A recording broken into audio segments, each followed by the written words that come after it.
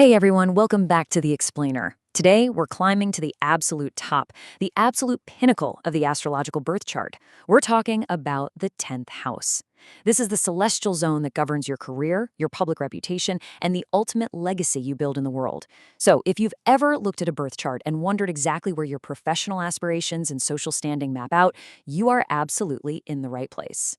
Now, this is a question that probably gives a lot of us a little flutter of career anxiety, right? We all kind of want to know what we're meant to do, how we'll be recognized, and where our true calling actually hides in the stars. Well, according to ancient astrological traditions, that answer sits right at the very peak of your chart. Okay, let's dive into this. Here is our roadmap for the climb today. We're going to start with the peak of your chart, move into praxis, meet the stars of visibility and the planets of action, tackle the empty 10th house, and finally wrap up with building your ultimate legacy. Let's start with Section 1, the peak of your chart. Welcome to Base Camp, everybody. In astrology, the 10th house is known as the Midheaven. That is literally the exact point in the sky where planets reach their absolute highest elevation. And this brilliantly illustrates how we make the climb. Think about it. While our 4th house represents our hidden, private world and personal foundations, the 10th house is the complete opposite. It's totally public. It represents that intense climb from our personal roots all the way up to the highest point of our potential, the place where we finally wear our professional crown. Moving right along to Section 2, Praxis, turning ideas into action. As we keep moving up the mountain, we really need to understand that the 10th house isn't about daydreaming or wishing for success. It's about what you are actually occupied with every single day. Look at the ancient Greek word praxis. It simply means action. But we aren't just talking about checking off household chores here. Praxis is the deliberate, intentional enactment of your goals intersecting with the physical world. It is the crucial engine you need to climb the mountain and reach the acme of your life. So how does that engine actually build momentum? Well, it's a flow. First, you start with an internal intention. Next, through praxis, you take actual physical action. And then, step by step, that transforms into a tangible achievement, a real body of work.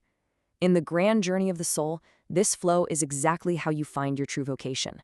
By taking your unique technical abilities and contributing them to society, you establish your rank, your role, your station in life, and even how you handle authority in your bosses. Okay, Section 3, Stars of Visibility and Expression. Let's meet our first group of planetary guides on this climb. Now, what's really interesting about this is how distinctly different these celestial bodies shape your public face. Say you have the sun in your 10th house. Your whole career vibe is going to be about leadership and glory. You're going to find your self-worth through high station and taking on authority. But what if the moon is there? Totally different story. It's all about nurturing and intuition. You'd find deep emotional fulfillment by making a sort of global impact, known more as a caretaker. And then there's Venus. If Venus is hanging out in your 10th house, your vibe is beauty and harmony.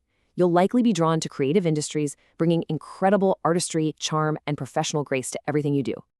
Next up, Section 4, Planets of Action and Structure.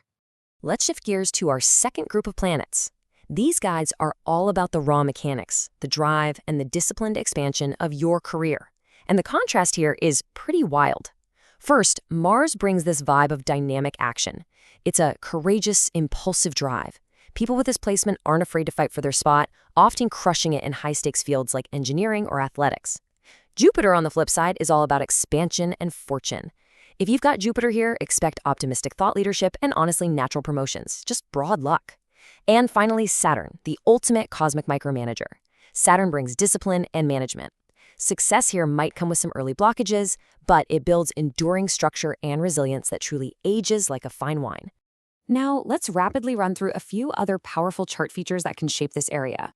Mercury, that creates the professional communicator. We're talking writers, tech experts, or journalists whose reputation is built on intellect and rapid adaptation. Rahu brings a really intense desire for fame and often pushes you down highly unconventional career paths. Pluto is all about powerful transformations in your career and having intense influence over others. And lastly, if you have a stellium, which just means you have multiple planets clustered up in this house, it acts like a megaphone, heavily amplifying your ambition and ensuring a lifelong focus on your public life. Which brings us to Section 5, the empty 10th house. So, what if you look at the absolute pinnacle of your chart and you see absolutely nothing? What if your 10th house is completely empty?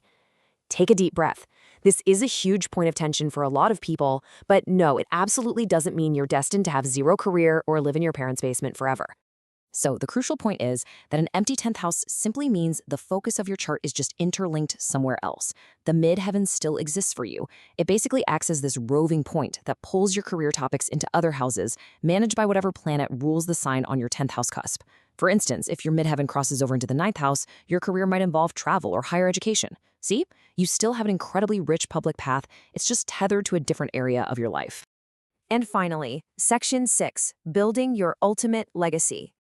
We have officially reached the summit of our climb. And this quote from the source material synthesizes our whole journey today perfectly. We are all builders. The 10th house shows us how to take our hopes and turn them into action. That is so powerful. The 10th house is the ultimate transition point in the human experience. It's where we step away from just who we are in private, and we actually enact what we do in the public sphere. It demands deliberate action, intention, and honestly, the courage to truly be seen.